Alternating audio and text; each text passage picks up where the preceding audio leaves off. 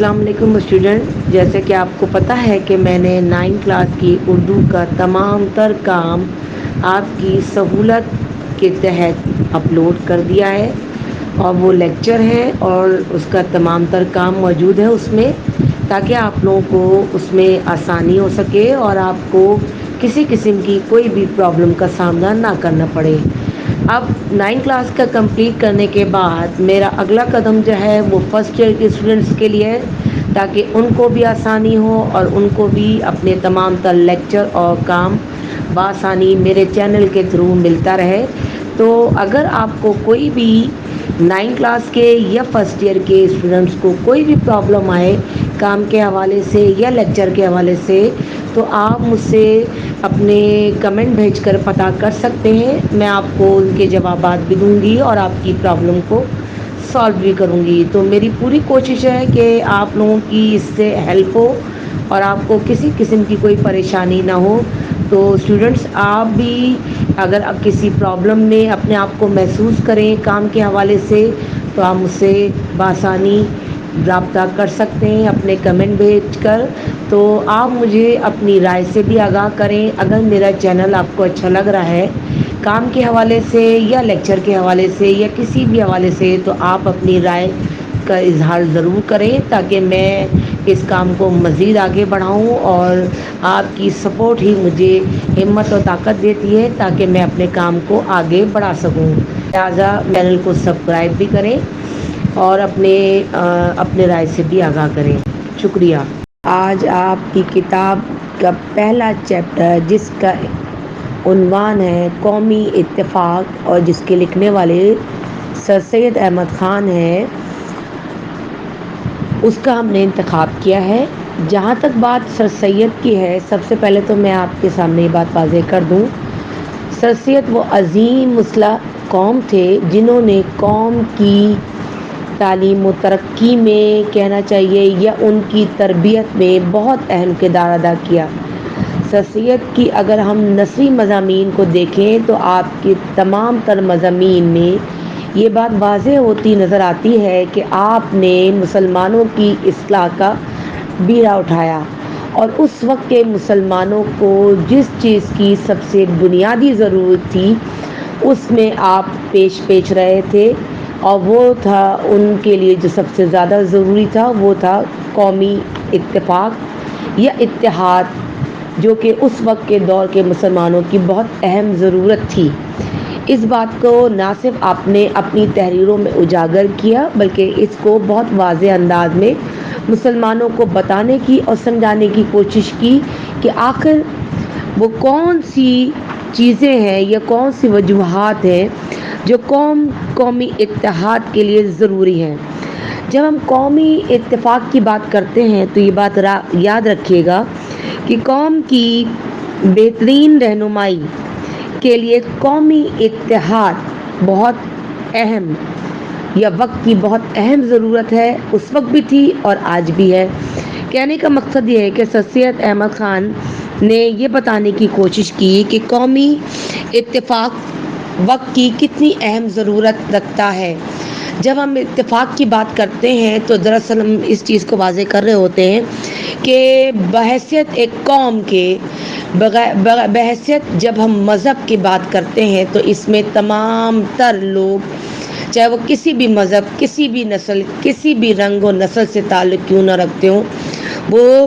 جب کلمہ توحید پڑھ لیتے ہیں تو وہ سب مسلمان ہیں، اور مسلمان ہونے کی حیثیت سے، کلمہ گو ہونے کی حیثیت سے وہ تمام جو ہے وہ ایک ہی رشتے میں پروئے ہوئے ہیں، اور وہ رشتہ ہے مذہب اسلام کا، جس کے تحت جب مذہب اسلام کے میں داخل ہو جاتے ہیں تو چاہے وہ مذہب اسلام میں داخل ہونے کے بعد چاہے وہ کسی بھی رنگ و نسل کے ہوں، چاہے وہ کتنے ہی دور کیوں نہ ہو، چاہے ان کے درمیان کوئی بھی رشتہ موجود نہ ہو، لیکن کلمہ گو کی حیثیت سے وہ مسلمان آپس میں بھائی بھائی ہیں، اور وہ اس چیز کو اسی طرح محسوس کرتے ہیں، ان کی تکلیف اور پریشانی کو جس طرح ایک سگے خونی رشتے کو محسوس کیا جاتا ہے۔ تو اتفاق کا یہ روحانی رشتہ جو کہ مذہب اسلام میں داخل ہونے کے بعد ہمیں ملتا ہے ایسا رشتہ تو ہمیں کسی اور مذہب میں ناپید نظر آتا ہے۔ اسی لیے اقبال نے کیا خوب کہا تھا، ان کی جمعیت کا ہے ملک و نسب پر انحصار، قوت مذہب سے مستحکم ہے جمعیت تیری۔ تو یہ کہنے کا مقصد ہی یہی تھا اقبال کا کہ جب ہم رشتہ اخوت سے یا رشتہ اسلام سے منسلک ہو جاتے ہیں تو پھر تمام تر دنیا میں رہنے والے لوگ، چاہے وہ کسی بھی رنگ و نسل سے تعلق کیوں نہ رکھتے ہوں، وہ تمام ایک ہی رشتے سے منسلک ہو جاتے ہیں اور بحیثیت مسلمان وہ آپس میں بھائی بھائی کہلاتے ہیں۔ تو اسلام جب ہمیں ایک ہی رسی میں باندھتا ہے یا ایک ہی رسی میں پروتا ہے، لیکن سید کے کہنے کا مقصد یہ ہے کہ جب اسلام ہمیں ایک کرتا ہے لیکن ہم مثل برادران یوسف کی طرح ایک دوسرے سے نفرت اور عداوت میں ایک دوسرے کی جڑیں کاٹتے ہیں، جس طرح یوسف علیہ السلام کے بھائیوں نے محبت کا دعویٰ کرتے ہوئے بھی اپنی بھائی سے وہ طریقہ اختیار کیا جو کہ عداوت کا تھا، جو وہ طریقہ اختیار کیا جو کہ نفرت کا تھا، بجائے اس کے کہ وہ اپنی یکجہتی یا یونٹی کو ظاہر کرتے، وہ ان سے نفرت پہ پڑ گئے، ان سے وہ سلوک کیا جس کی مثال نہیں ملتی۔ تو ہمارا بھی کچھ ایسا ہی ہے کہ ہم کہنے کو تو مسلمان ہیں سید کے کہنے کے مطابق، اور اسلام بھی ہمیں ایک رشتے میں ہمیں پروتا ہے، لیکن ہم حضرت یوسف علیہ السلام کے بھائیوں کی طرح آپس میں نفاق اور نفرت میں لگے رہتے ہیں، ایک دوسرے کی جڑیں کاٹتے ہیں، جبکہ ہمیں اس چیز کا اسلام درس نہیں دیتا، بلکہ اس بات کا درس دیتا ہے کہ اپنی رسی کو مضبوطی سے تھامے رکھو اور اس کو جو ہے توڑنے نہ دو، لیکن ہم اس کے برخلاف کام کر رہے ہوتے ہیں۔ اور یہ سب کس وجہ سے ہوتا ہے؟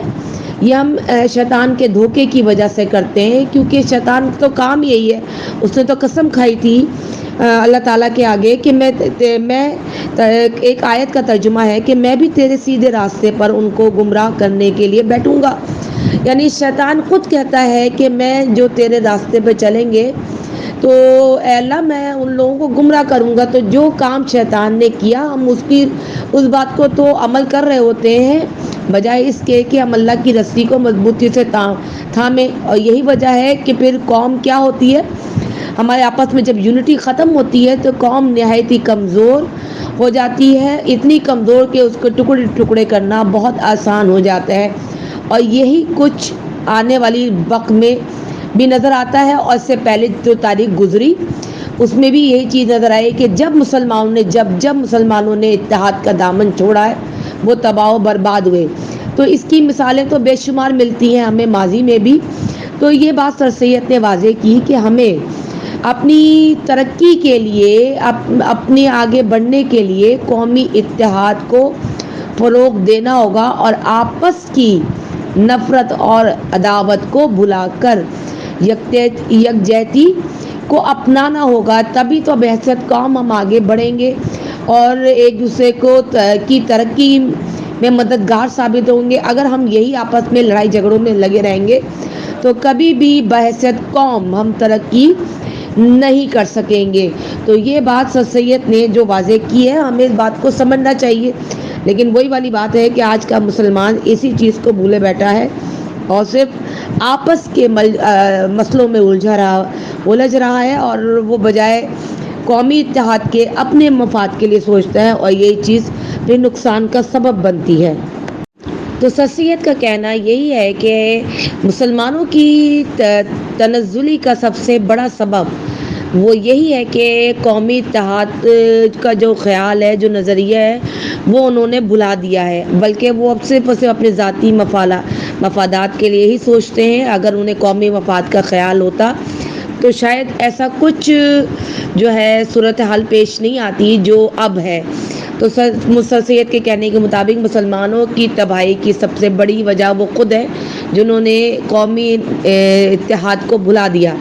اور وہ صرف اپنی ذاتی اغراض و مقاصد کو مد نظر رکھتے ہیں۔ اور یہی وجہ ہے، اس کی بنیادی وجہ ہی پہ سر سید کے کہنے کے مطابق یہی ہے، جب آپس میں اتحاد نہیں ہوگا تو بھی برکت کہاں سے ہوگی؟ تو مسلمانوں کی تباہی کے سب سے بڑی وجوہات میں سے ایک اصل وجہ کہنا چاہیے سر سید کے کلام میں، یہ ایک بنیادی وجہ جو تھی وہ